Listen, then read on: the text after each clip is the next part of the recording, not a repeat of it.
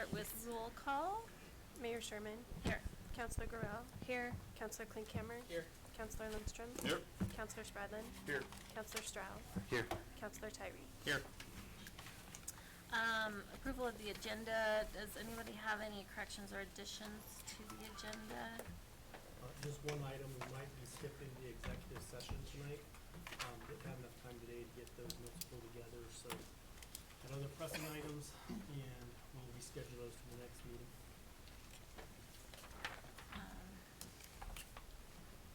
Anything else? And I would look for a motion. I move that we approve the agenda with the amendment from the city administrator. Second. We'll call vote. Councilor Spradlin. Yes. Councilor Lindstrom. Yes. Councilor Tyree. Yes. Councilor Klinkhammer. Yes. Councilor Gorell. Yes. Councilor Stroud. Yes. Mayor Sherman. Yes. All right, we've got the minutes in our packet for our regular meeting on May 23rd, 2022, and our special meeting of June, from June 6th, 2022. Does anybody see any corrections or revisions on either one of those? If not, we can combine those into one motion. So moved. Second. Roll call vote. Councilor Spradlin. Yes. Councilor Stroud. Yes.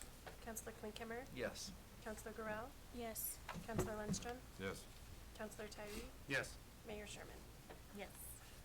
All right, visitors and delegations. First, we have citizen comments. Citizens are invited to speak to council on any item that does not have a public hearing scheduled. There's a 5-minute time limit per person, unless otherwise noted by the mayor, and please use your time wisely as you only get one opportunity. It's the only chance in the meeting to address council unless otherwise invited. Please note that no formal action will be taken on an item that's not posted on the agenda due to the open meeting law provision. However, they may be placed on a future posted agenda if action is required. To better assist you with questions, we have forms on the table there if you have questions for that can be given to the city clerk or somebody to respond. So if anyone's here to speak to council, now is your chance. Don't all jump up at once. Hi, Wayne. Do I stand up? Or? Yep, if you'll state your name and your address. My name is Wayne Carlson. I live on 308 Applewood in Brush. My wife Carol's here too, and Suzanne Becker.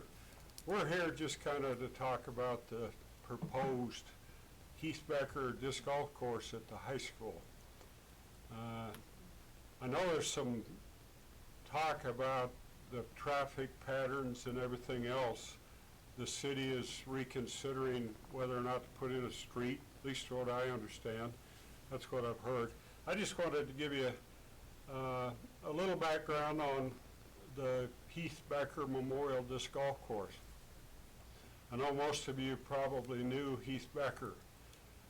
I taught at Brush Middle School for 20 plus years.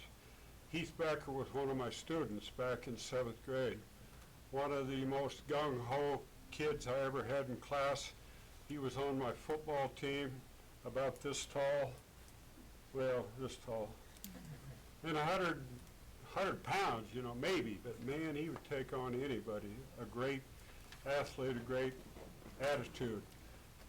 When Heath died, Heath and I were instrumental in establishing the Watrous Disc Golf Course here in Brush, south of Beaver Valley Elementary. Lance was a big part of that, so was Dwight Anderson and others.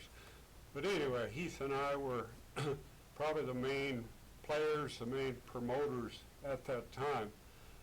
Heath and I used to play a lot. You know, we'd play very friendly, you know, competitive matches. 20 years ago when 15 years ago when I first started playing with Heath, I was a lot younger and I could throw it a lot farther. Now, I still try hard, but I just can't quite get the distance. But anyway, when Heath died, you know, I know they left part of the memorial fund to put in a disc golf course. at the high school to be used by students before school and noon hours and intramurals and probably the PE teachers, that kind of stuff. When I first heard of this idea, I met with Suzanne and Lance and Bradley Bass at the high school, and Eric Tribblehorn, who was from Yuma. Eric's back in high school. Eric played for Yuma Indians against Heath Becker and the Brush Beat Diggers, and they knew each other, and they played disc golf together a little bit. But anyway, Eric is a course designer. He's put in several courses around this area. Otis High School has a course right around the high school. I think, several other places too. Eric has a course on his own property south of Yuma. And, I asked Eric if he would like to get involved, and he said yes. And he also, main reason I wanted Eric to be involved, he has access to all the equipment and the knowledge and the ability to establish, put in everything, the keypads, the signage, the goal, and everything else. So anyway, we met with Lance and Bradley and Eric and got this thing rolling, and it moved very slowly. We had some complications, but I know the high school wanted to get their classes involved in putting in the T-pads and that kind of stuff, which was a great application of some of their ag, shop classes. So anyway, the thing progressed until, about, a month ago, Eric Tribblehorn, I guess he was, he had these detailed plans which he had handed out to the various parties involved. And I think he got a little bit, he wanted to get things going, so he actually put in some disc golf baskets up at the high school. There's over here and then come back, and then it's a nice little 9-hole course. It will be outstanding if it happens. But I understand that's where the controversy with building this road back would interfere with that disc golf course. And I can see how the disc golf course would be moved. I don't have any problems with that if the rights and the conflict for the homeowners supersedes the disc golf course. I can see that happening, maybe move it somewhere else up there. But anyway, that's my input on this situation. I've played the course up at the high school. It does not have T-pads or signage, but the baskets are in, and you know where you're throwing from, and it is a well-designed, very fun course. If it happens, and hopefully it will in some form or the other, I know the high school kids will really enjoy it. Disc golf's a great sport. It's something you can do the rest of your life, It's cheap, it's easy, there's courses everywhere. I used to be a ball golfer too, and I still enjoy playing that, but, I am very much an advocate of disc golf. Someday I'm gonna teach Kevin Stroh how to play. One of these days. Anyway, Yeah. that's my input. Thank you. Thank you. Thank you, sir. Anybody else? I'm Suzanne Becker, my address. 306 Furnace Street in Brush. The only thing I'd like to add is we've been working really hard since really last summer trying to get this course together. We've had the city, the school, and our nonprofit working together trying to get this golf course in. We have a lot of donors that came in and are donating to it for the signs and logos and that kind of thing on it. So we have a lot of money that we've got saved into this, and so we want a peaceful, we want a peaceful resolution to the issues that are happening now, and we want that peaceful for Heath because I know that's what he would want. So we really support the disc golf course. We support the city and the school working together well, and we just want a good outcome. Thank you. Thank you. Thank you. Anybody else?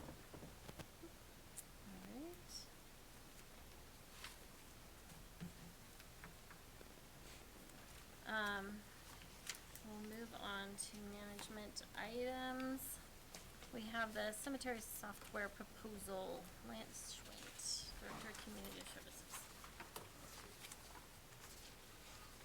What, you gonna pipe in too? You sat down here all of them.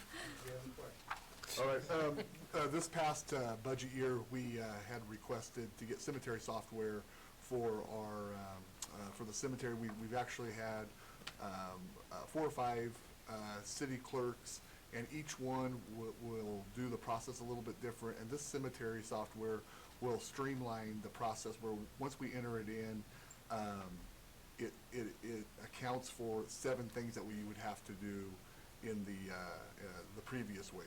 Loranda would have to actually log it in 7 different areas. But now, once we put it into the system, it will be, it takes care of all that sort of thing. So it's much more accurate. It's also going to be more beneficial for the community. They're going to be able to go online and see a lot more detail than what we currently have. There's also a barcode app that will go with this cemetery software where they'll be able to, and Loranda, you might want to explain this. They can put the barcode on the Q code on their smartphone. It'll take you right to certain graves and everything else of loved ones and all that sort of thing. With this project, the Joslyn Needham Foundation had donated $18,000 towards it. The city had budgeted $17,000, and so for a total of $35,000. It has came a little over $2,500 above budget with the software program that we wanted to use. However, there are a couple projects within the foundation that is going to come under budget. So I would be able to get that additional monies with the through the foundation to help pay for the software. I think overall we had 4 different companies that bid on it. One was way under budget, but we're better off with what we have right now. The other 2 were very nice, but the Sims software designer was what we felt would be the best for our usage. On top of that, we had the mortuary come in and sit on all these demos with us, along with Dwight Anderson, our former cemetery caretaker, and it was unanimous that the Sims program was what we need to go with moving forward for our cemetery. So staff is recommending approval of the $37,000.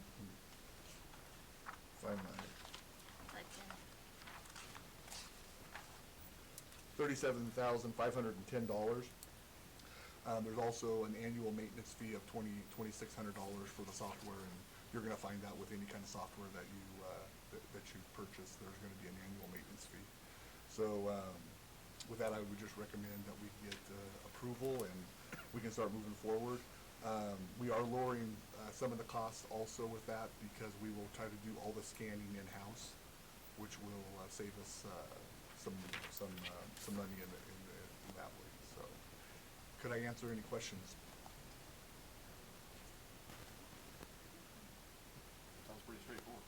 All right. Yeah, Massive basically, improvement. we learned about the software already, and you're just Right. asking for an extra $2,500. Yeah, and I think we can cover that with our foundation money, and Yeah. and I will let the foundation know that and be aware of that. And we had kind of talked about it already. If we did have a little bit of an overage, so everything's kind of went up when we started putting numbers together at the last budget cycle. So this is just another one of those things. So all Thank right, you very much, Lance. thanks. With that, I would look for a motion on the cemetery software proposal. I'll make a motion that we approve the cemetery software that Lance Schwick has proposed. Second. Any discussion? I think it's gonna be really, really nice. Dwight had come in and kind of explained how the software is gonna work and all the whole new features, and I think it'll be, Yeah, and also the mortuary is looking to get similar software, for all their, cemeteries, like in Ray and Yuma and that area too. So a lot of this stuff will be streamlined, and I think communication will only be enhanced between us and the mortuaries. And I think overall, it's just gonna be a good thing for everyone involved. good. We'll call vote, a motion and a second. Counselor Lundstrom, Yes. Counselor Tyree, Yes. Counselor Corral, Yes. Counselor Stroud, Yes. Counselor Klinkhammer, Yes. Counselor Spradlin, Yes. Mayor Sherman. Yes. Next we have the resolution number 2022-9, resolution declining participation in the family program. On this one, we have Dan Cobb and Joanne. You sure? All right, thank you, Mayor and Council. Before you is a resolution declining participation in the family, medical leave program. We've discussed this a couple times. I'm happy to answer any questions. There's lots of moving parts to it. But I believe that Joanne has given notice to all the employees, written notice, which is required by the statute. They've all discussed it and had a chance to speak.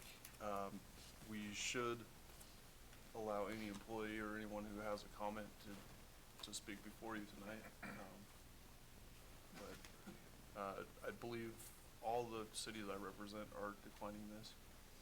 If you have any questions, I'll have to answer them. I think you gave us really good information already. I would just add that we did have two different separate meetings on this issue, so that the employees had two different times, and if they couldn't make either one of those, then they came in and seen him directly, and she met with them. So everybody has seen it and heard about it, passed the paperwork on it, and then we asked them to provide us with whether they were for it or didn't want it, and it was probably out of, I don't know how many employees, we had two that wanted it, everyone else was a no. So it was pretty much unanimous. They still have the ability to get it on their own, And they do have the ability to get on their own, correct? It's at no additional charge. They do on their own. And we can always opt in later, Correct. or people can opt in if they want to. In 8 years, we have to either opt out again or opt in. Okay. So with that, I would Do it in. look for a motion on that. I would have moved to approve resolution number 2022-9, a resolution declining participation in the family program. Second. Any discussion? Roll call vote.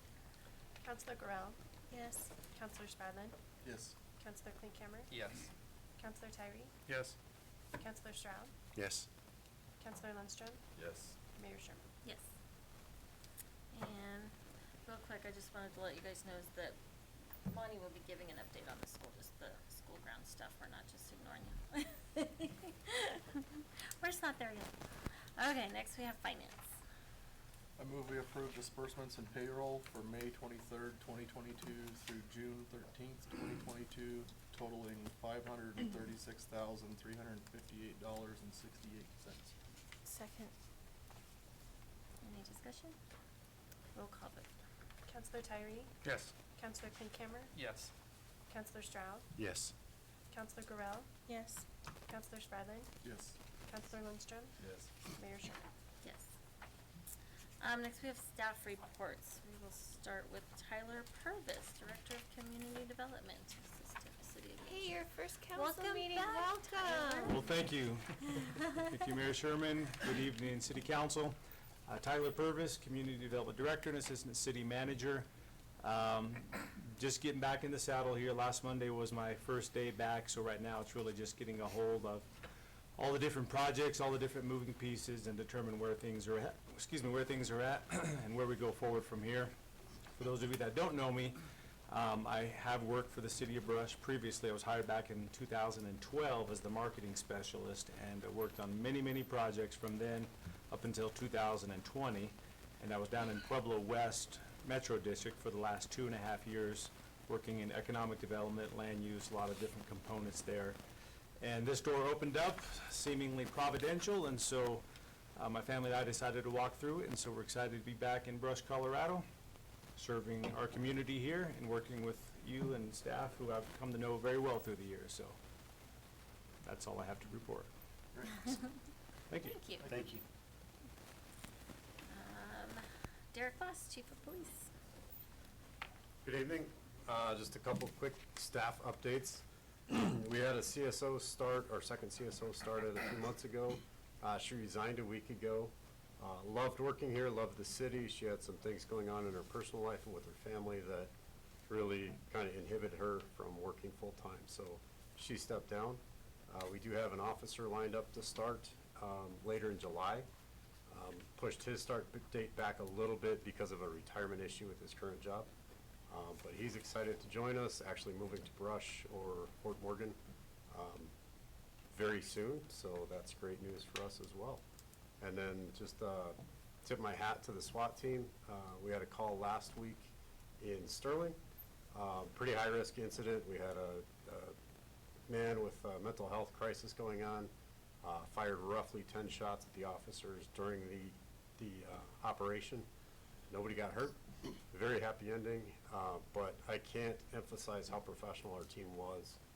Just to sit back and observe, didn't really sit back, but from a distance observing how they worked and how well they performed, I'd put them up against any team in the state. So it was just great to see and experience that.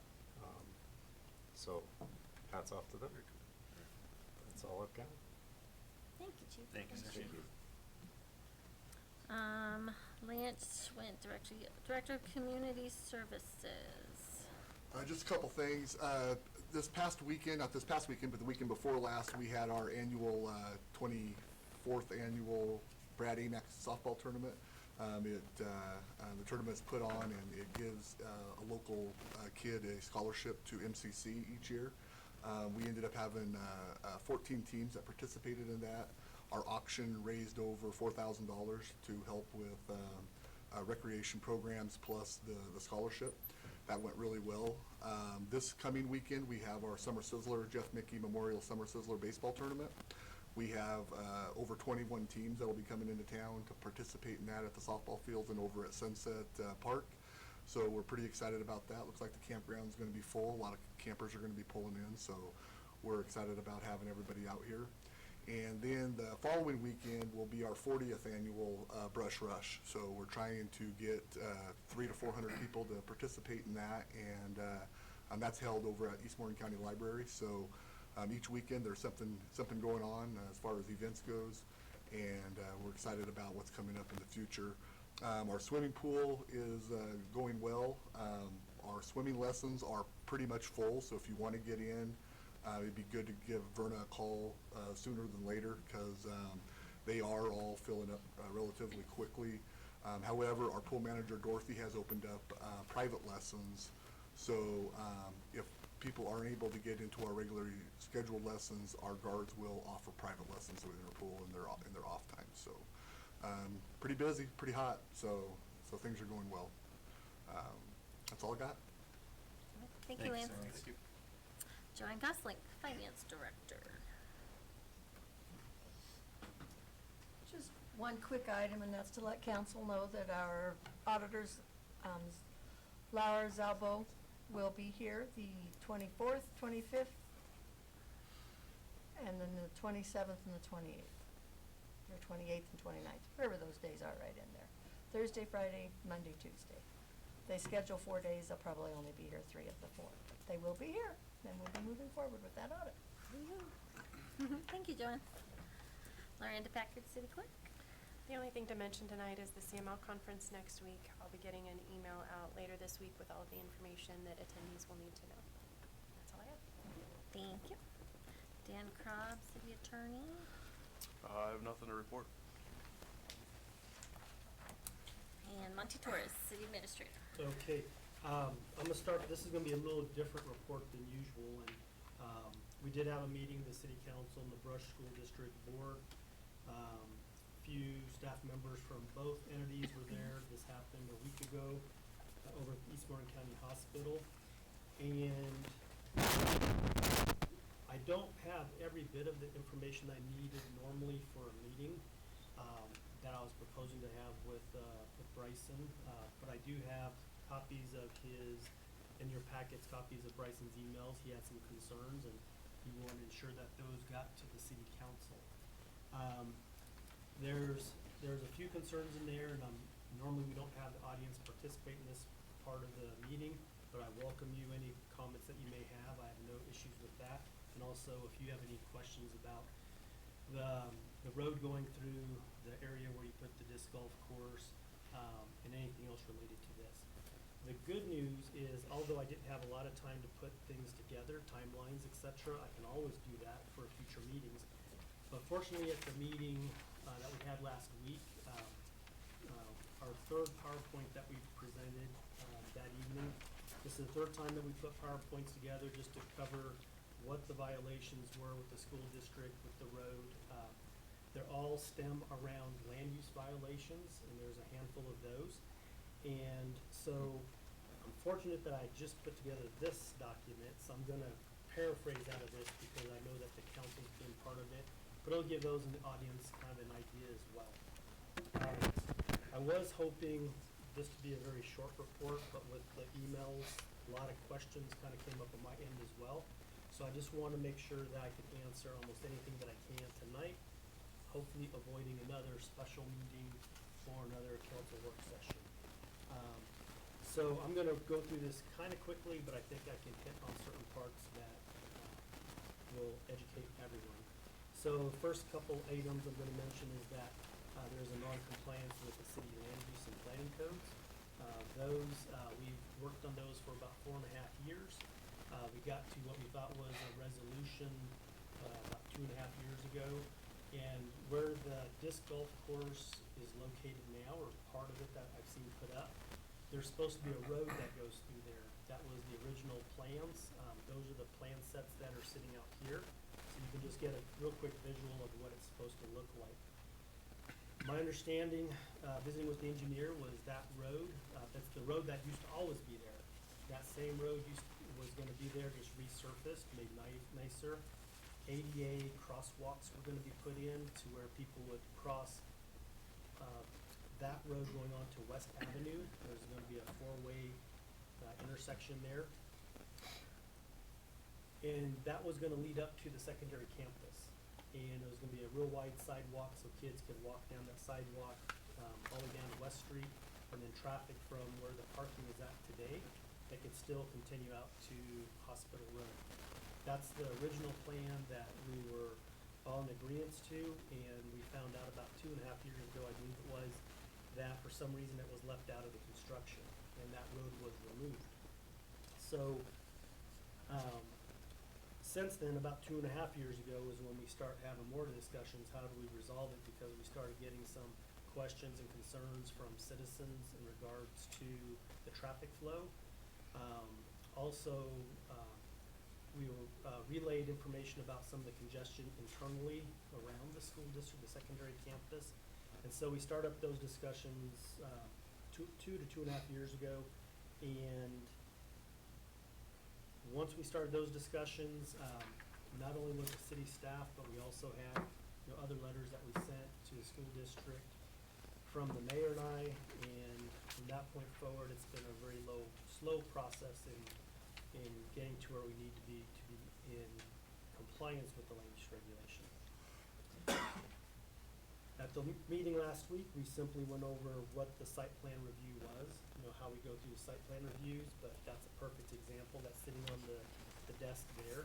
Those are the standards, and as we were talking about the different options, this process went on for about 2 years. We had also requested meetings with the school board in the past, and I guess the best way to explain it is a little bit of resistance there of us meeting with the school board. And so after a couple, 3 attempts, we finally did get a meeting with the school board. We also talked about who actually approves the site plans. And this is important because the city council, when we were inviting the school board to come in, it was just really to encourage to comply with the rules and regulations. It wasn't really meant to be, let's come up with new solutions, because we've been talking about solutions for up to 2 years now. And so our hope was to, inviting the school board in was just really to, seek compliance to those. The only time that a city council really gets involved in site plans, that's when there's a special use permit. And this didn't require a special use permit, so the approving authority is the community development director. That's who does the approving. I also gave a little bit of historical perspective. The historical perspective was, if you go back to 1970, when the high school was built, the school board, the city planning commission, council, we all agreed back then the best solution to keep traffic off of Eaton Street was to make that road in, the old South Road, that's gone today, to build that road. So that's why it was built to begin with, was to keep the traffic congestion off of Eaton Street and create better traffic flow. So there's an existing set of plans. They're the plan sets that are down there from 11 February. They meet the city code. There's no issues with it. We weren't in control of the decision to take that road out of the plans.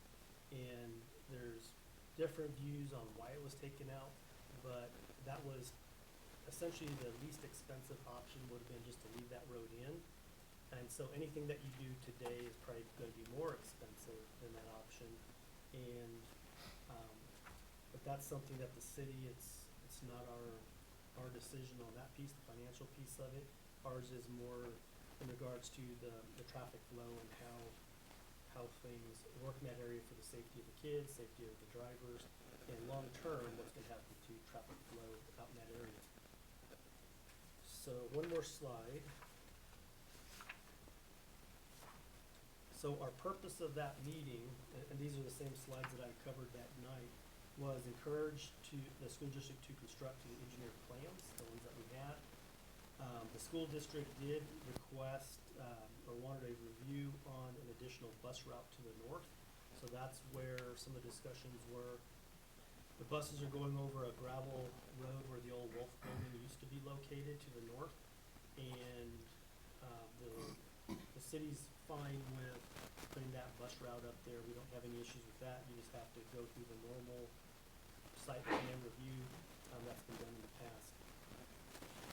The other purpose was avoid any legal processes. We didn't want any legal processes. I visited with our city attorney, and usually in these cases, if there's non-compliance, you would get a ticket or a summons to go to either municipal court or the district court.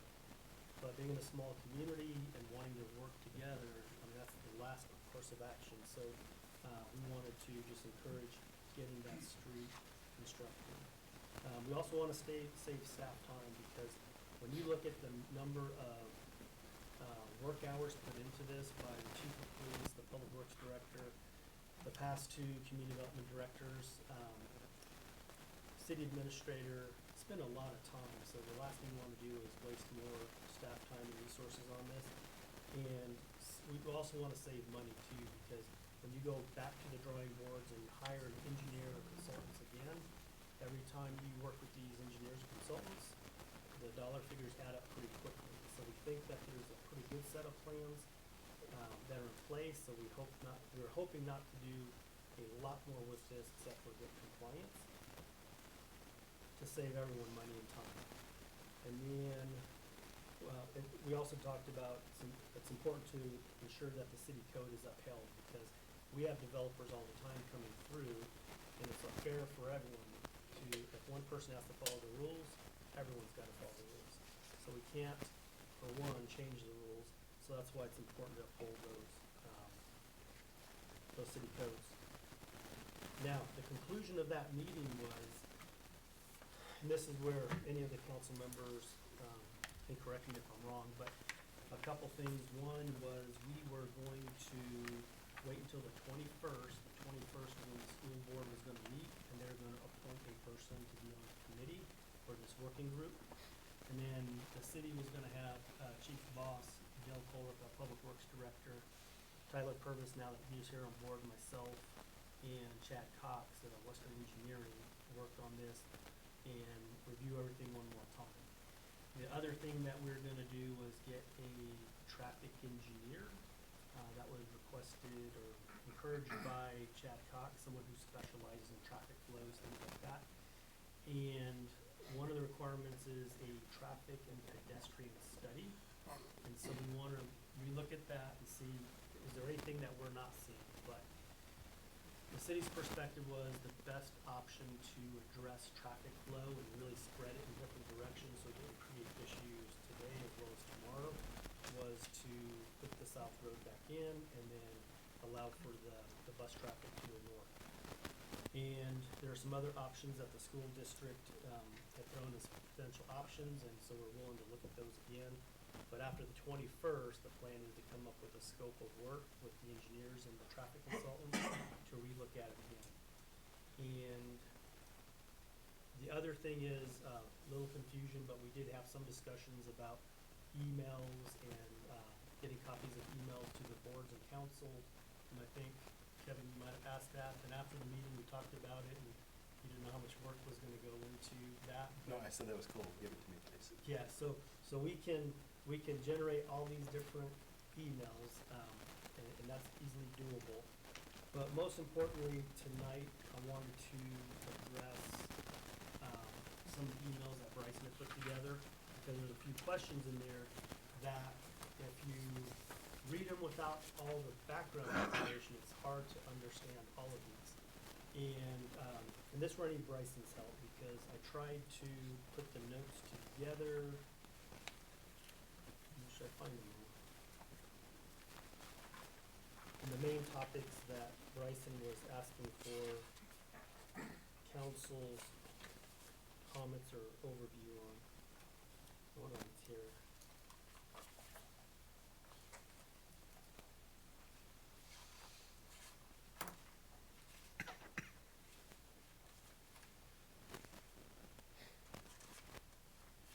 Gotta find it. There it is. So, I'm gonna answer all these as best I can, Bryson. But you wanted to first talk, and most importantly, about the red line notes line. That was one of the big topics, and the sentence that was left off in there, and I'll explain that in detail. And then also, there's questions about miscommunication, where the miscommunication or breakdowns, where those occurred. The council meeting that we had, where the board came to the council meeting, I'll explain that more, because I got a letter from the school district on that one. And then, is there anything else I'm missing?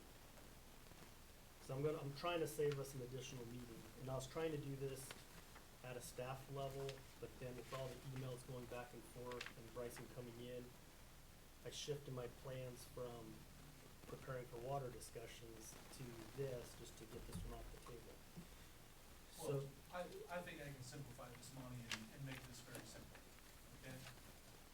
At our work session, at the end of the work session, I expressed some concerns that I had with what had transpired from the October meeting that engaged you all and representatives from the school district, and how there was an apparent breakdown in communication and understanding amongst both parties. As a result of that misunderstanding leading up to the May 23rd meeting, and how the April 20th letter from the city contradicted all of the information being provided to the school district, specifically the school board, and the working relationship between Dr. Wilson and Rick Krogman and Chief Boss, as the conversations and things that were had to produce the plan that was submitted to the city in February. And the circumstances of May 23rd that I experienced, which is described in my email, of thinking I was coming to a work session, it not being a work session, and then being surprised by letters and memorandums around this topic, to ultimately conclude with identifying that there was a portion of the plan submitted by the Brush School District omitted in public record at the May 23rd meeting. Alls I am realizing that my tone and demeanor in our work session, may have gotten away from me, for lack of a better term. I, Bryson Miller, not on behalf of the Brush School District or Brush School Board, sent Ani an email to outline those concerns, how that I derived those concerns, and respectfully requested that that be passed along to City Council and staff that was in attendance at the work session.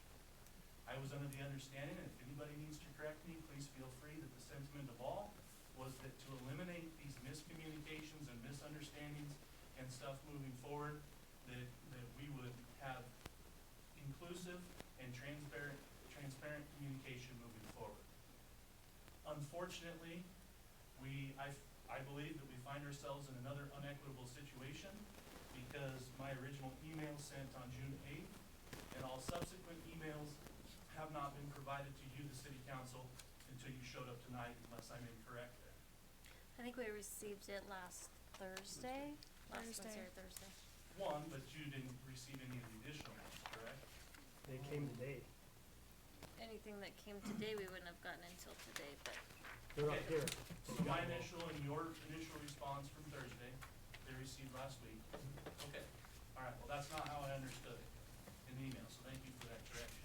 I think I said in my email, as soon as I emailed that to you, it would go to Miranda at the same time. And so that's what was in the email.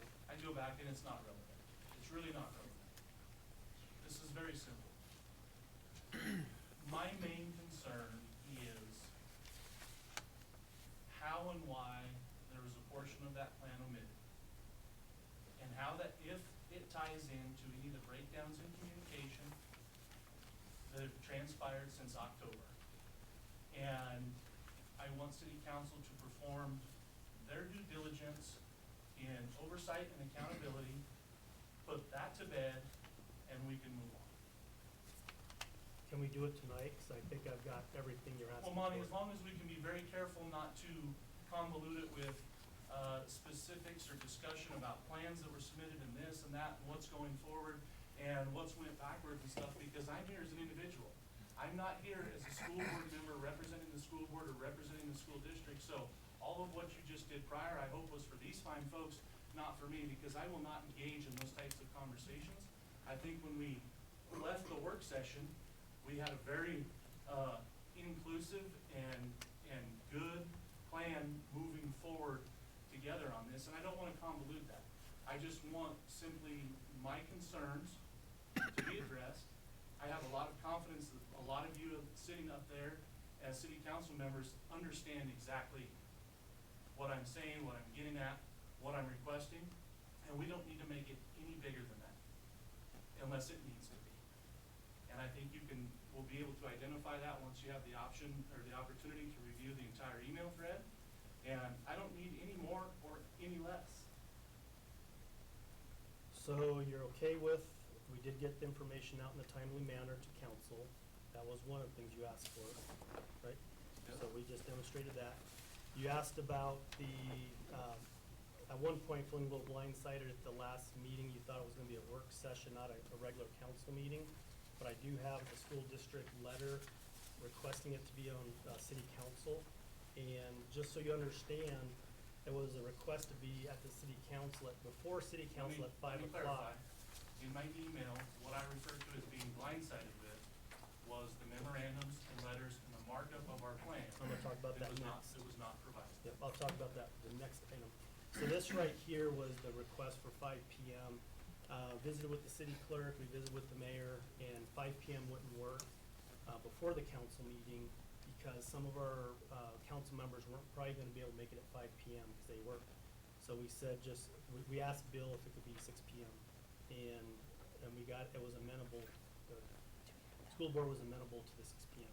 So if there's any other confusion, I can't apologize, I thought it was pretty clear council meeting that night.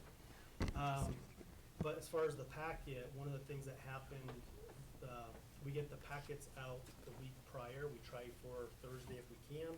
I'm not sure if it went out Thursday or Friday, but one of the discussions the mayor and I had was, there's a lot of he said, she said, right? And so we made the decision to have the chief of police and public works director put it in writing.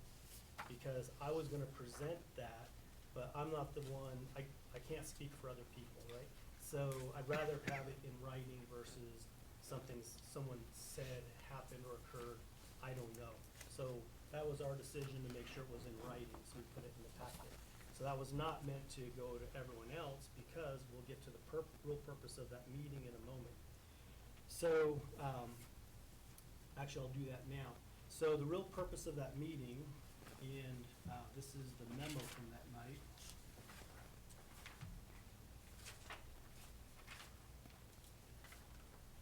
This is why didn't get to water today. So hold on one second. The memo from that evening to the council was, and then we'll talk about the letter I sent to the school district as well. Just so you understand, this is a violation occurring, so it's not, we've done all the, let's work together. We've invited the school board in. We're essentially said, what do we hope to gain by having a meeting with the school board? And so this has been going on for a couple years. So you have to understand the frustration on the staff level and the wasted time as well. But bottom line, up front, this is directly from the memo, bottom line up front, city staff is requesting the Brush School District to construct the South Road, also known as Beat Digger Drive, and associated sidewalks and crossings to the details provided in the plans by Chad Cox. So that was our purpose going into the meeting, okay? I don't know what was relayed to the school board on what the purpose was, okay? The letter that was sent out to the school district was saying 30 days, let us know if you're gonna construct or not. Very light, if that wasn't gonna occur, then we're requesting a meeting just to go over the violations and look at what the course of actions were. But that's when I talked to the city attorney, and we didn't wanna get into legal jargon or anything like that and what the penalties are gonna be, could be. All the council wanted to do was meet and just encourage to construct South Road. So I think that might be where the background or the miscommunication may have occurred, okay? Now, I wanna get to the red. Yeah, so, that's why I needed to meet with you outside of this meeting to talk through some of these items. Now, you're talking about the red line copy of notes, and so you'll notice in the packet that I sent out. Can you tell me when that was? Last week with the packet. When did you actually put in the red lines? It's in the packet. You'll see my email to Rick Troglian, February 23rd. Does that sound right? So 2 months before this meeting even occurred. Okay? So this is where you may not be aware of it. Hold on. And I asked Miranda to put in the entire document so there's no questions asked.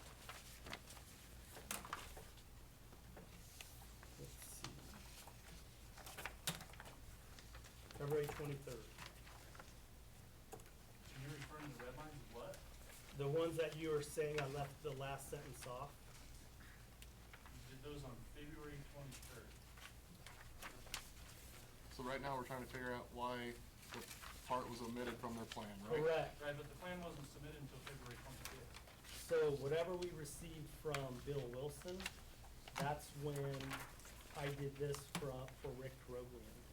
So that's the actual email, straight from our email server, back to Rick Troglian on when I became aware of it.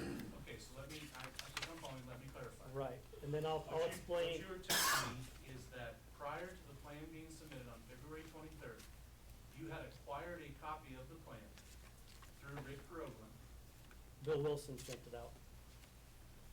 on February 25th.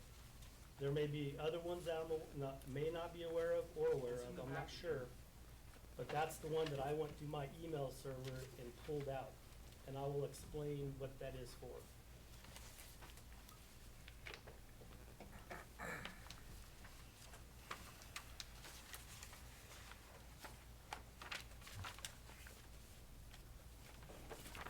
When you're ready. So this is your exact email you said, Monty? Yeah, I took that off the server and then gave that copy to Miranda. because the only other copy that I had was in Rick's file here.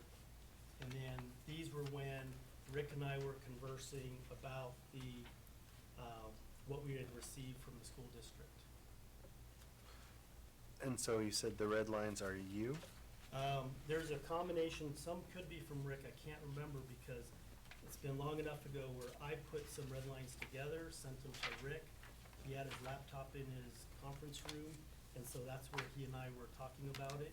But this is the only one that, when I went back, the first one I came across. And there were no We, comments or anything? Get to that portion of the packet. So, I've got the email thread involving me over the last week.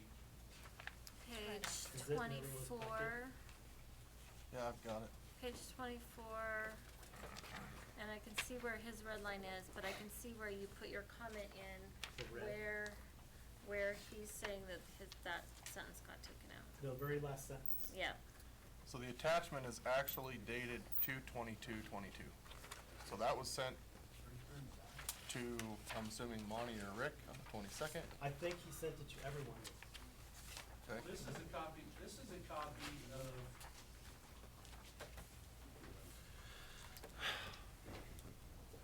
Are you following?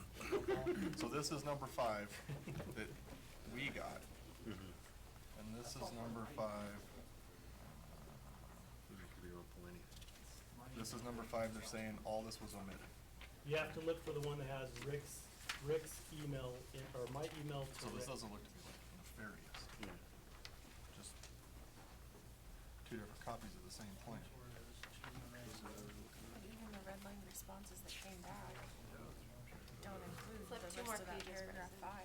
Like, On it's this- just, Yeah, I think that's, they were on the next page or something. and- well, Yeah. I'm gonna explain it next. I was just giving Bryson a chance to find it.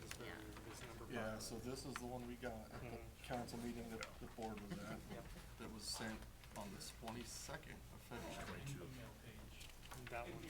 Hold on a second. Let And then Miranda something find must it have for you. changed when they actually submitted it to the city.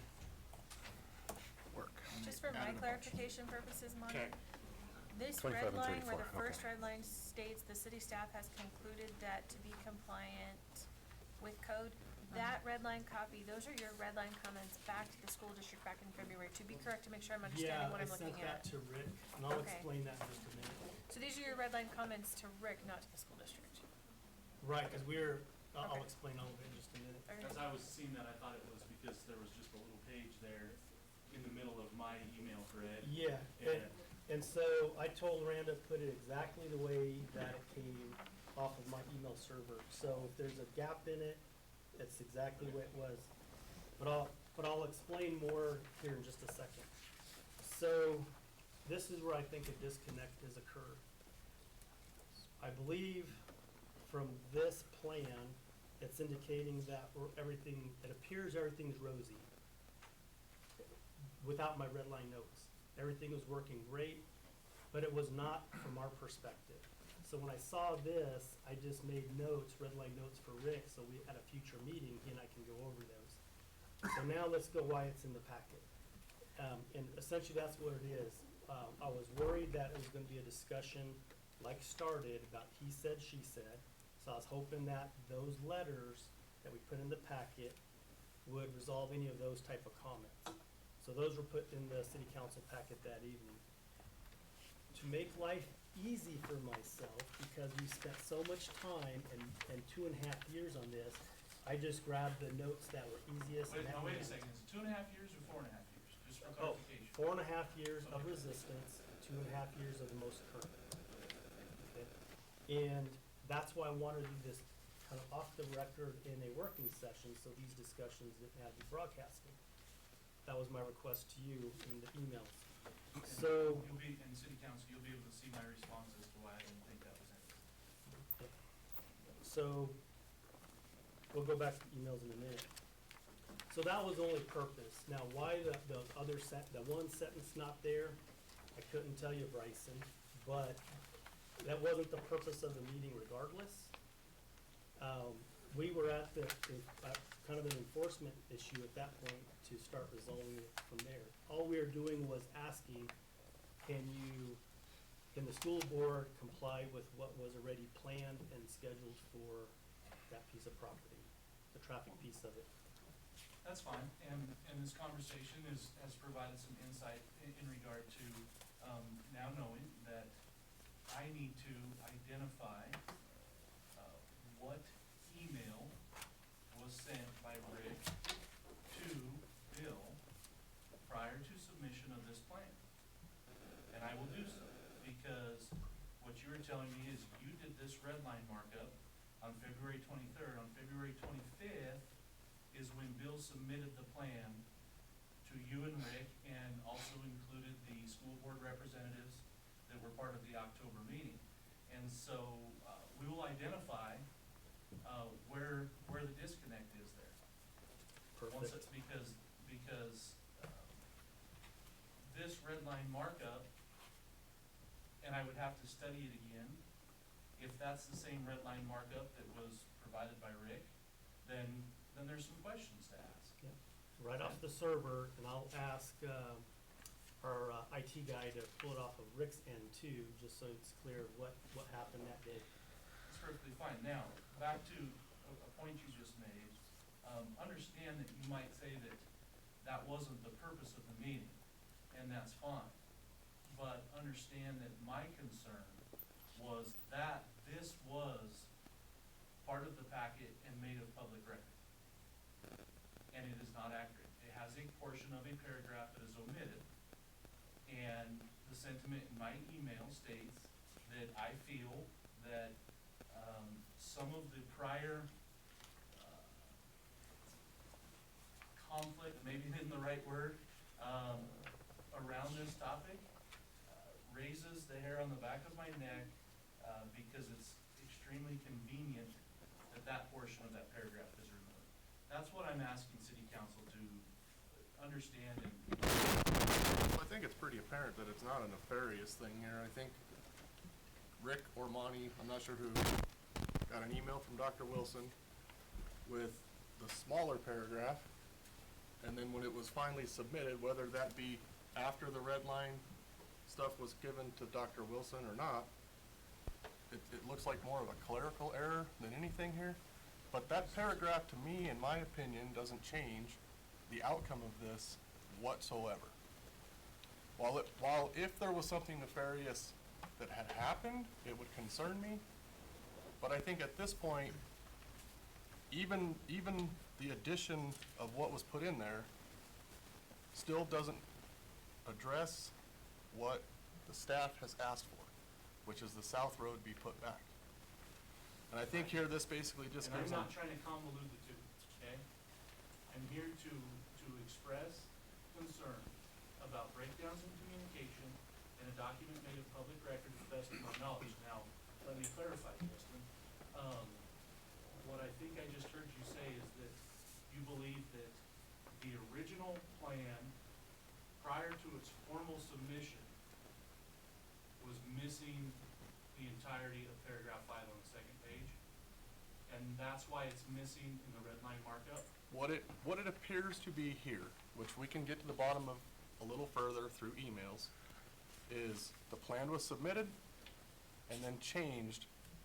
It wasn't maybe submitted lightly in an email, and then maybe some comments went back and forth with Rick about the South Road, and then this was added into the formal plan that was submitted to the city. This second part of this paragraph about, Okay, I hear you. Potential options for. I'll check into that from my side as well.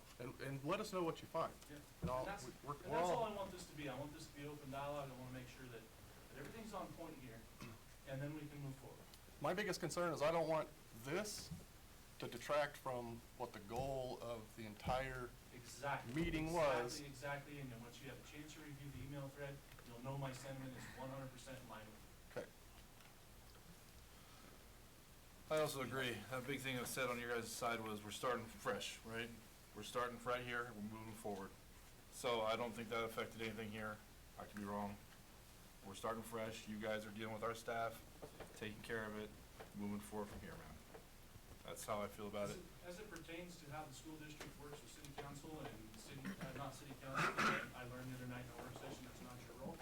City staff to find resolutions and stuff, absolutely. Again, I have to reiterate that I'm here to ensure the proper process and procedure and no ill or decisive intent took place between October meeting and the submission of this plan, the omittance of part of the paragraph, and why, and to learn why there was a breakdown in communication. Why Chief Boss's letter contradicted what we understood as a school board in the process of developing and submitting that plan. Why that contradicts the red line markups and the letters and stuff contradict what we understood as what took place with Rick Rodwin. And I just want to understand that to make sure that we are starting fresh. We have a solid foundation to start fresh from, and nobody's looking back, asking any questions or looking over their shoulder. And I think these few things that are, like right now, we're talking about May 23rd, when this all came to the surface with me, that I'm not wanting to go back. It's in my emails. I don't expect the city to do a 4.5-year comprehensive review of everything that's taken place. We have a situation that needs to be resolved, and I, as an individual, want to make sure that everybody is moving forward properly and with the right intent. And there's a few things here that don't add up for me, and I'm asking city council just to perform your oversight on that, and whatever you come up with, I'm satisfied. So Bryson, to do the oversight, we might have to ask questions, not just of Rick, but the school staff as well. So if you talk about a breakdown in communication, and is Chief Boss right, is the letter right, is Bill Wilson, how do they do it without a meeting and discussing it? This is, but see, then we're talking about how did a decision get made, so on and so forth. We've already identified that if there was, and I can find the emails on my side, and I will do so. What was originally sent to Rick, that it was the understanding that that came back from Rick with a handful of changes, and then formally submitted to the city. We can figure that out. I will figure that out. I've expressed in my emails. One of the things that I struggled to put my finger on after reading Chief Boss's letter in the May 23rd packet was, wait a second, it's like a 180 from what we had conversation.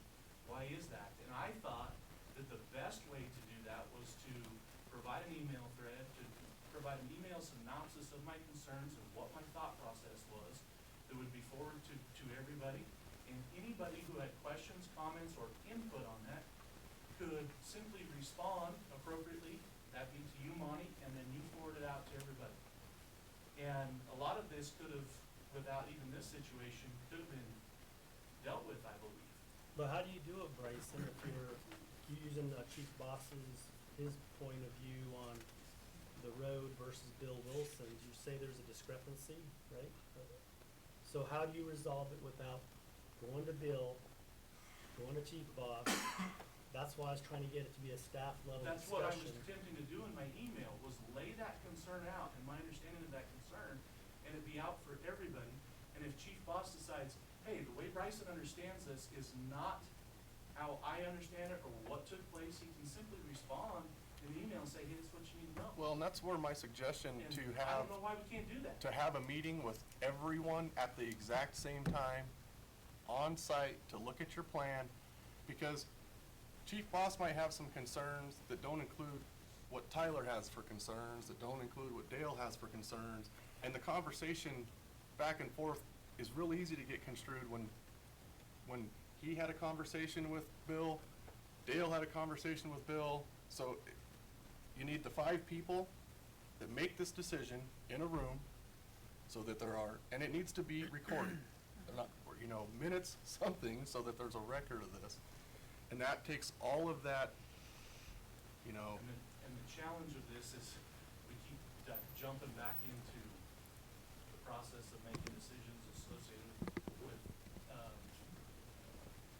entrances and that and everything, with my completely separate but correlated concern about process and what was done and how was it handled. but a lot of your concern revolves around he said, she said that we can't prove.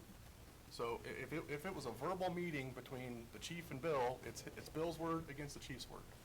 And until those people are all in one room and can be like, why did you feel what I said was this? You know, where was the confusion on my end? Because I'm assuming Chief Boss knew what he was saying and what his opinion on it was.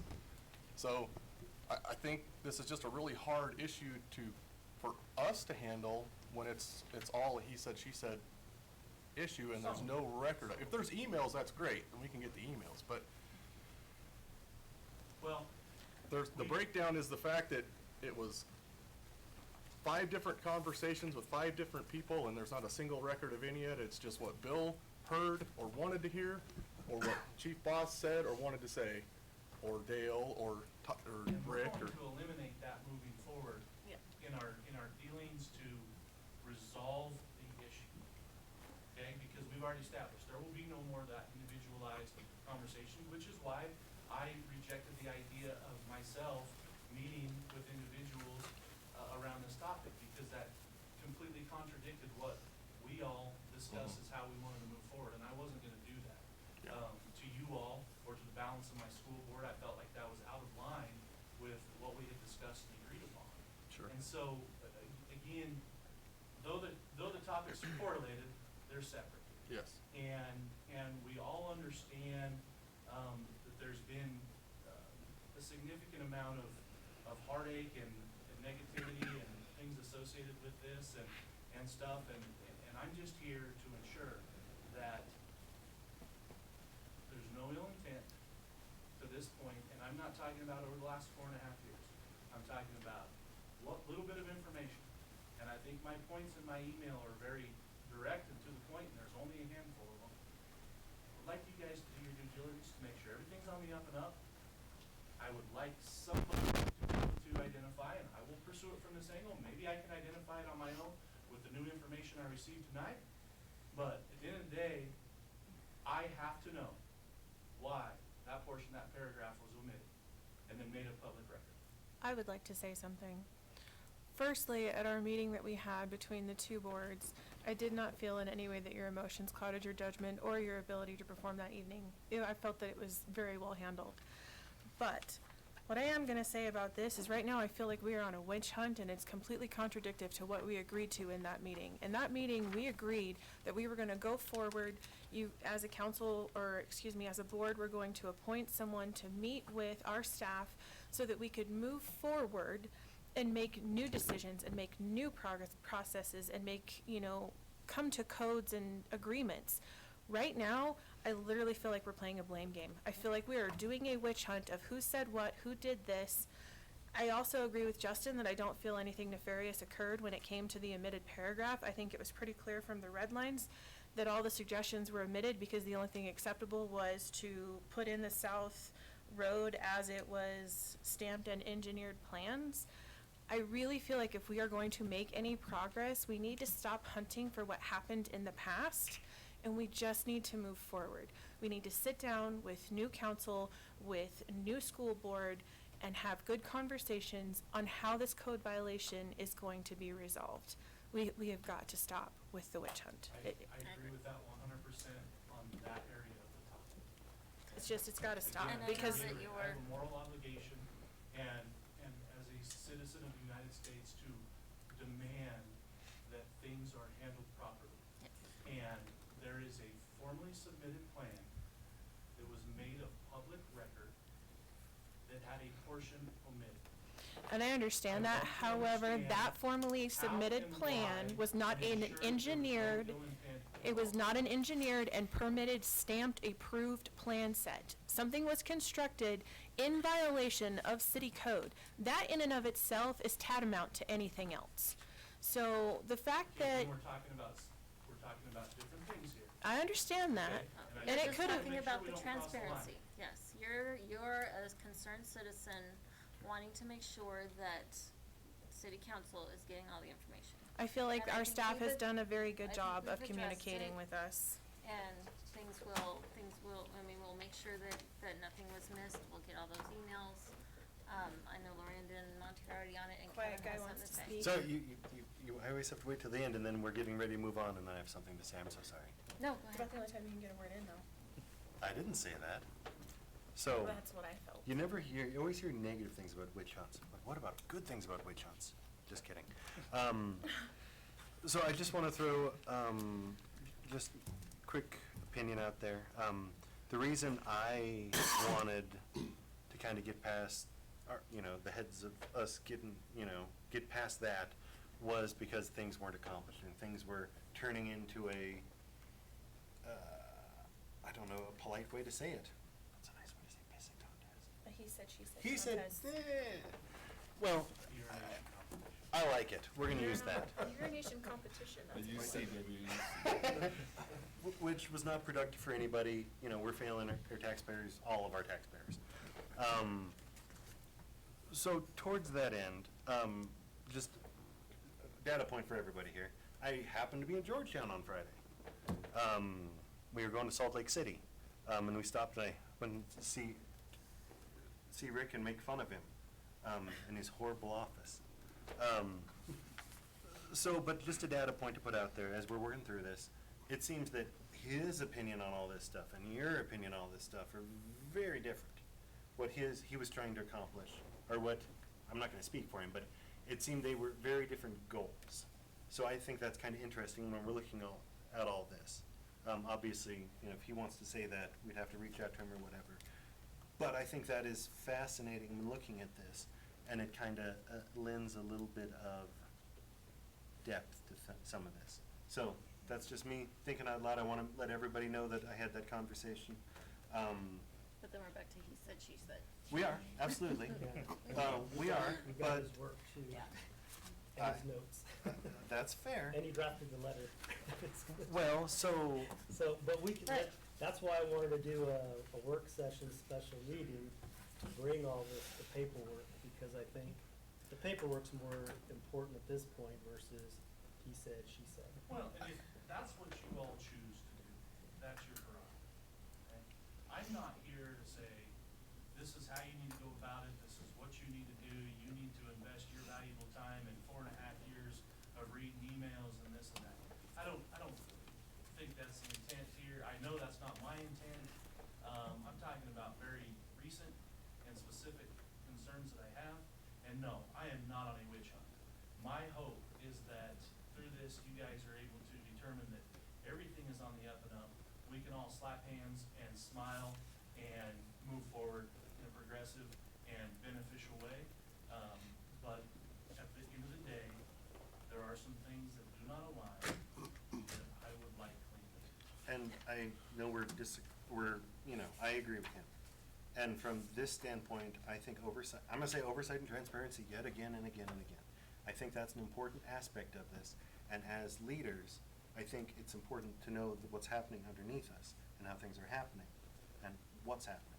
So from that standpoint, I think we have an obligation on some level, at least. That's my 2 cents. I think it's also important that both entities look into this, not just us. And that's where this started after May Yep. 23rd, which I've expressed in my email, that I went to work trying to identify where's the problem, where's the disconnect. And I'm looking at it from the side that I'm engaged in, right? And then stumble across this and it's like, wait a second, it's kind of a stop all getting to the bottom of this. And I chose to wait until we were all in a room together to initially bring it up. And then I chose to follow up after that meeting to make sure that you all had a complete understanding of where I was coming from. And yes, the conversation between Monty and myself via email that you were privy to part of, just received tonight, got relatively convoluted. And I made some pretty bold statements, and I stand by those because at the end of the day, this needs to be very cut and dry. We need to get it taken care of and put to bed and move forward with what's mutually beneficial for all of us. And this is not where I want to stay. So Nobody Bryson, does. did we get any of your questions, concerns addressed tonight? Any at all? I don't know that any of them are fully addressed or put to bed. I think there's some work that I need to do on my end and some work that you all have identified, specifically around, the initial email that was sent to Rick to get his input on the plan prior to submission, what was sent back to Bill, what edits were made leading up to the submission of, the formal submission on February 25th. I think that answers a lot of questions, and possibly based on what that is, might put it to bed, at least on this side of the table, depending on what those emails exactly were. And I'm happy to go dig in tomorrow morning and get that identified, and I will, I'm happy to leave it with, let me look at that from my side. Let me acquire that information from my side, and I will send a follow-up email, as part of the same thread that you all have, say this is what I found, and then you all can decide if you need to go any further in that regard. I'll, if I can, if you can make room time for me this week sometime, Monty, I'll come in and we'll look at it, him and I'll look at it, go over the email, we'll look into it. Just gotta move on, you know? Like, let me ask you this, Bryson, say I came to the school board meeting and I kept going, why is the road not there? Why is the road not there? You know what I mean? And just kept bringing up that path. Was it not put there? Was there a nefarious means for it not going in? No, probably not. But I mean, Well, We get- actually, that's one of staff's questions, because I think it's only fair Well- if Bryson has concerns. I mean, we're not even expressing some of our concerns at this point. we're moving on. But We're moving on. I This think it needs should to go move both on. ways. This needs to move on. This needs to be. So, yeah, I think that we're I- just rehashing the same issue. We need to just agree, we need to make sure we all have all the emails, school district and city. So we both understand that what happened to that February 25th plan that was submitted, and how it differs from the one that we have, so. Madam and- Mayor, I have a concern for our attorney, if I could address that first before we close up and wrap up this session. My concern being that the type of government that we are, I am concerned about overstepping our bounds when it comes to our administration and what they are supposed to do versus what we are supposed to do. So if we could look into that and make sure that we are not overstepping into how much oversight that we put in place. Does that make sense? Sure. Just for our, cause we are a different type of government, like we're not structured the same as the school board, so I wanna make sure that we don't overstep. So if you could look into that for us and see what we do have the right to do versus what we don't, I would appreciate that. Because one thing that kind of upsets me about it is that we had a 3-hour meeting where at the end I thought we were all holding hands and now braiding we're each other's just hair and everything doing was it groovy again. in the world, you know, so, I mean, this has gotta move on. And I understand your concern. I understand your concern. Again, I wanna tell you Yes. that from the side of moving on and identifying resolutions to the campus and traffic flow and all of that, we are holding hands and singing Kumbaya. Right on. Okay. I individually am here expressing a concern primarily associated with the omitted portion of a formally submitted plan that was made of public record, and there is a handful of points associated with that I've laid out for all of you that lead, I think that identify and explain why that concern is of a level great enough for me to demand that it be resolved or identified that there were no issues or no ill intent associated. Right, If that's we can what have we're a doing. talk this week, same Monty, thing I I really kinda appreciate mentioned it. earlier, but do you guys wanna do a special meeting to go over this, or just Larry, or? No. No, What do you guys I'd like wanna to come do? in and Because just go over it a little bit. Tell me who I need to work with. To and whoever what wants to else. do also, I'll come in and Ditto. talk to you. Okay. As So long we'll, as you don't have do 3 or have more, it doesn't one have to be an other open thing. meeting, correct? On the topic, As long as you don't have 3 or more meeting with you, it does not have to be an open meeting, correct? right, and then whoever comes in, I probably prefer one of the 2 council members to report their findings so that it's not back and forth. But I do believe once you start digging in, more questions come up, so. I feel like I have every confidence in Larry and Kevin to meet with you to find out what needs to be found out.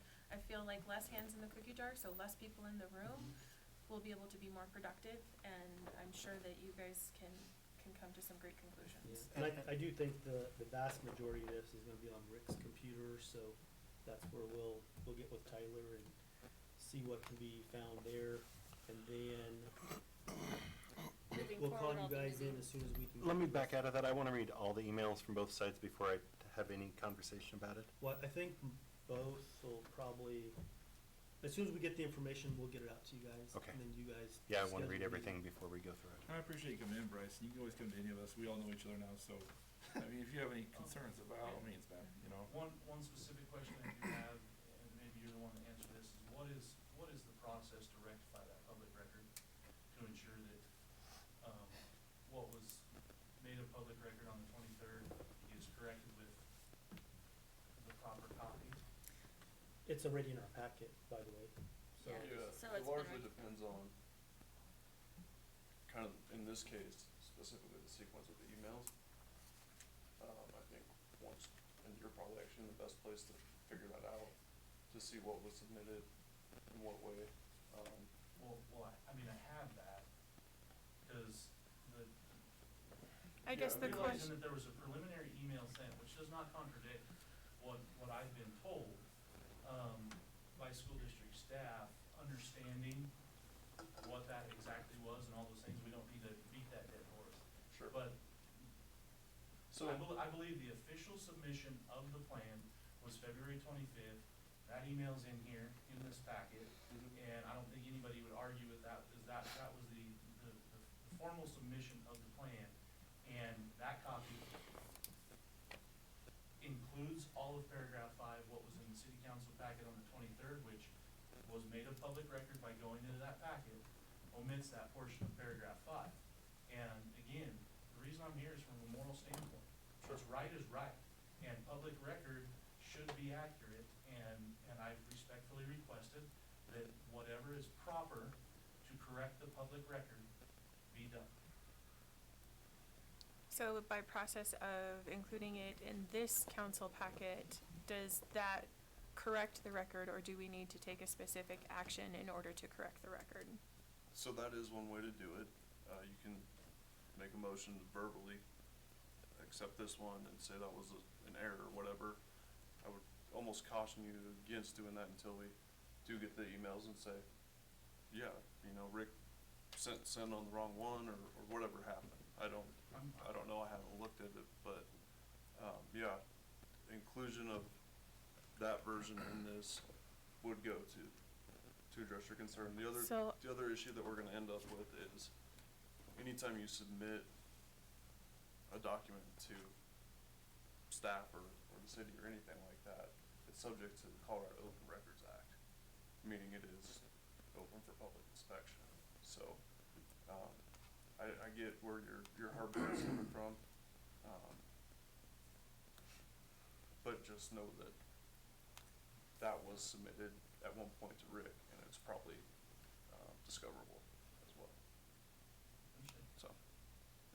So just for Thank you, Dan. clarification, the full version of this is on record In the packet, but at planning and zoning, correct. like that's, or the planning At department. least at That- minimum, I that's know it's who- on an email, 'cause that's where I saw it, was an email from Bill out to everyone.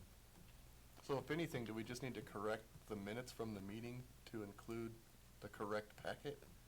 I don't think so, because that would mean that, What, It depends on the. at the end of it, you would like the longer paragraph 5 included in the record? It's one long That's- sentence, so we keep saying paragraph, but it's in a Sure. paragraph, Okay. one long sentence with, Majority of paragraph 5. Sure. On the second page. it is a singular sentence, so I mean, if we could, once we have the emails, I think it would be best, my opinion is that it would be best after Larry and Kevin, after they have read emails and meet with staff to confirm emails, perhaps at the next council meeting, that we can then make a motion to amend that we as a council recognize and have received. I think that would be my suggestion to council, is that we wait until that information comes out, and then we can make a motion that we recognize that has been received. and we did receive in our packet from Bryson what he believes is the full document. So I mean, you can even do that You tonight, received a copy since, of the email sent on May 25th that expressed the submission of the plan and the attached document plan and site plan drawings from Western Engineering that correlate So I don't wanna put, exactly as it was sent. I don't wanna put you in a awkward position with the board, and I don't wanna give you legal advice either, but what you're saying is the submission of the 25th is what you believe the board intends is their complete submission. The formal submission, yes, okay. That's the way I understand it. So we will look into those emails. Moving forward, we'll have the meetings as discussed with the council, with the school board member, meeting with staff to resolve the issue of the road and the site plan. And, Yeah, this has no bearing on all of that. I know, but yeah, just wanting to make sure that we're all on the same page. So there won't be any he said, she said kind of meetings, and we can move on. Okay. Okay. Is there anything else? No, we'll just, as soon as we get that information, we're just gonna go with any and all emails related to the Brush Secondary Campus and the violations and, any correspondences. I'm good to the beginning of the year, you don't have to go all the way back, like we were talking about. Yeah, okay. Yeah, I could core request if it makes it easier. I was gonna do the school anyway. Just saying, if it makes your life Yeah, easier. Yeah, let's, there might be some that were last year. Oh, okay, Yeah, so okay. some of the discussions, I think it's better to do all of them, and that way there's no questions. Okay, makes sense to me, thank you. All right, we'll move on to mayor and council reports.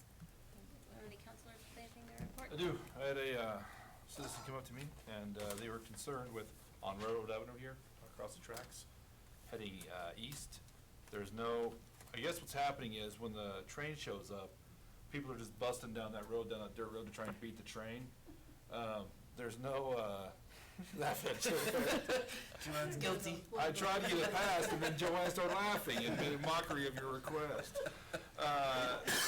They were requesting that there's be some speed limit signs put in. They wanted like speed bumps or something. I said. On which road now? On Railroad heading east, Chief, from Main Street. The paved road? Yeah, it turns into a dirt road. Okay. You know what I'm talking about? If you go the other way, it's the Buffalo plant or whatever not. So they were wondering about putting some stops, or not stop signs, some speed limit signs. you're in the county.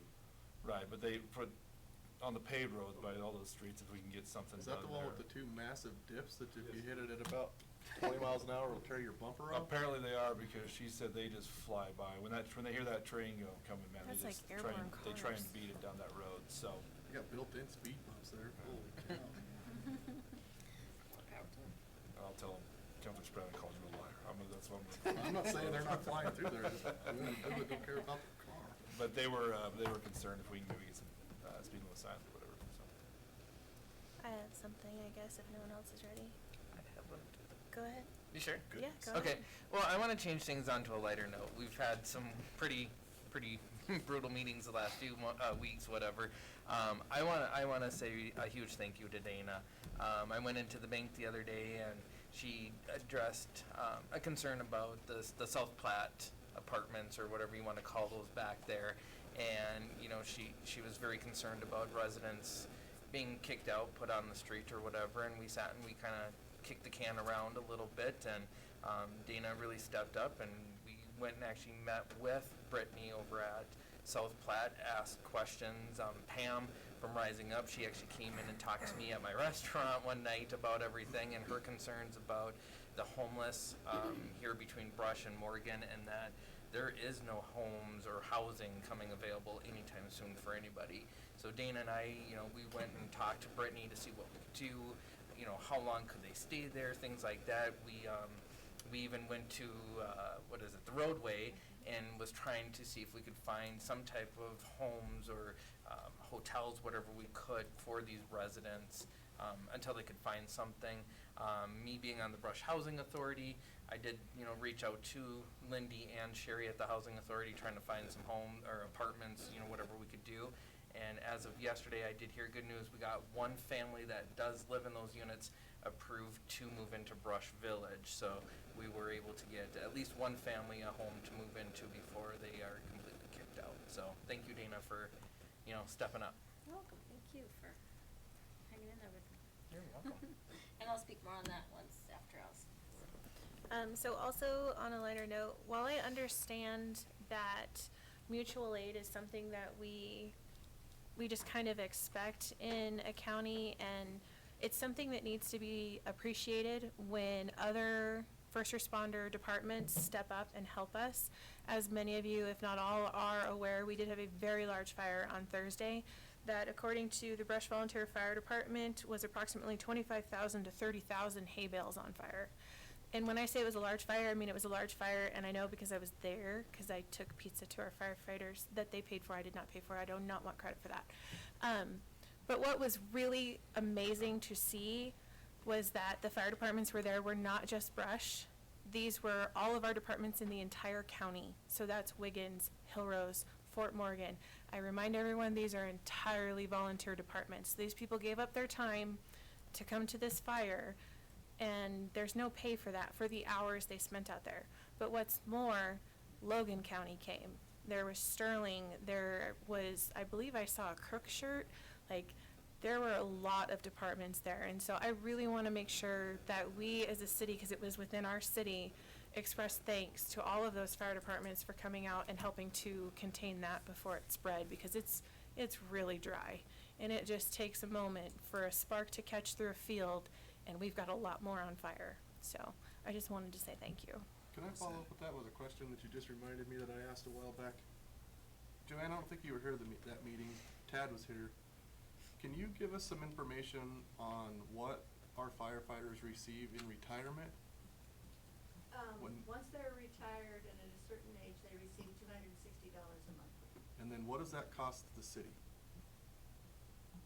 So, Our my contribution. purpose for this is to see if there is something more that can be done, because I don't feel like $260 a month for 20 years of service, that's just ridiculous to me. For volunteer firemen with FPPA, which is what we are a part of, volunteer firemen, the max they can receive is $300, and right now you have to, follow, they do an actuarial every other year to see if your fund is stable enough to do more than what you're currently doing. And right now, ours is not stable enough. The $260 we can get by with, but to go higher would be harmful to our fund. And then there, once you get to that $300, there's special things that you have to do in order to be able to do it. And the city and the rural fire board each puts in almost it's close to about the same amount, within about $5,000 of each other, I'm gonna say. We each put into that fund every year. So they receive retirement from the rural district and the city? That $260 is for both. You're kidding. It's the same 20-year service. Is there other insurances that could be better? You know, like Well, retirement that's policies? FPPA is the Fire Police Pension Retirement. Yeah, I've looked into the FPPA, and it's, in my opinion, it's a complete farce, but, is there anything else? I'm unaware of any of it. I recommend a conversation with the fire chief. I've had the conversation with the fire chief. So, but I was just curious if there was, like, and you answered some of my question, but maybe I'll come in and talk to you a little more about. That'd be perfectly fine. Cause that is such a joke, in my opinion, $260 a month for everything they do for 20 years. I don't understand how. They're unpaid, they're volunteers. Well, and I get that, but. No, I'm just saying, it's not much for the for volunteering. Yeah. Yeah. I'm not disagreeing with you. Oh, yeah. Yeah. All right, thank you. Anybody else? I just have one more little thing to add to Scotty's, Counselor Klinkhammer, sorry. So Pam wanted to come talk, but she doesn't like to talk in front of people, Pam from Rising Up. And, so she just asked that I kind of emphasize the homelessness issue that we have. She was saying that, cause we have 2 hotels here, and we went and looked at those hotels, and basically, I mean, it's more expensive to rent a room at one of those hotels for these people temporarily than most people pay in rent for a 3-bedroom house. But she said you can take all the rooms that your community has available and multiply that by 2, and that's probably a good low estimate of the secondary homeless problem that we have in our community. she said Fort Morgan has at least 250 secondary homeless people, and we probably have, at least 100, I don't know. But and secondary homeless is people that have a place to stay, they have couches to stay on, friends to stay with, but no place to really call home. And so she is just devastated that South Platte is closing, evicting people from those apartments. But it's understandable, why they're doing it as a corporate thing. They're unsafe living conditions. Some of them don't even have kitchens, yeah. right behind, Sunset On Field Edmonds, System. right there behind Sunset. So they're evicting these people so they can evaluate the condition of the apartments. And, but she said looking in there, there's disabled people, elderly people that have just really just been sitting there neglected. So maybe it could be a blessing in disguise if there's somebody that could advocate for these people and find them, she was telling me about one guy and I'm thinking, it sounds like you should just move him over to the Nursing to home. your facility. But the biggest thing was just Pam, she goes out of her way to help these people through rising up. And so she puts her heart and soul into helping these people, and she deserves a huge pat on the back. But so I told her that I would put that plug in there for her, and so if you can ever do anything to help Rising Up, I would highly recommend helping them. And everything else I had on my list we've already talked about, so. Sliding in at the end, as is my custom. To add to what you said, Pam is a wonderful person. If you have a chance to go to Rising Up and take a tour, it'll change your perspective on the whole county. They do amazing work. She does. What's Pam's last name? Pam Hernandez. Yeah, she's a great person. Quick, I have an anecdote. So, I've talked to lots of people lately, for some reason. And we've talked a lot about the need for housing, and there's a lot of people who don't see the need like we do. So I'm gonna give you, a quick aside, and then an announcement. So, I'm lucky enough to have found this wonderful woman. I'm a fan. We're getting married in about 3 weeks, so that's pretty cool. So she has a kid, I have two. The house I own isn't big enough for her. So we've been looking for a house. We looked at Dana's house that she bought. We've been looking at a house for literally 6.5 months. Didn't want to leave Brush, don't want to leave Brush. We ended up having to look in Fort Morgan. We had to look in Wiggins because the market is so bad and so expensive. And, we're not, we could probably do more than other people can, at least to some extent. So we've been looking for 6.5 months. And again, it came this close from our community losing, she's a chef, probably, I don't even know how many chefs we have in this community. So we very easily could have lost a professional chef that I would say our community probably could use, as well as someone, with whatever skills I have. I can juggle, and so that's one. So that's something to think about when we're having this discussion is it's not just, people unable to move here, it's people who need to move up, and then we lose them from our community. Potentially very valuable members of our community with skills we can't replace. So that's just something to think about as we're going forward with the housing talk, because I've talked to a lot of people who just don't want anything to change. You guys have all heard that. So on that note, I will be moving. Ward 2 sucks, Ward 1's the best. So here in about a month, within a month, I'm gonna step down. So heads up, I'm sorry Ward 2, I still love you. If we need to start the process on finding a replacement or whatever, let me help however I can. And then when we have an actual date, I'll let y'all know as soon as I possibly can. So that's all. Can we see the juggling before you go? Hell yes. All right, well, sorry to see you go, Kevin, but, I anticipated it with the election coming up, so. Oh yeah, and hopefully that would be a reason I'd be leaving anyway, so we'll Yeah, see. so, But thank you. Thank you for giving us the heads up. Oh yeah. And good luck on the election. Yeah, thank you, and thanks for the business cards, Landa.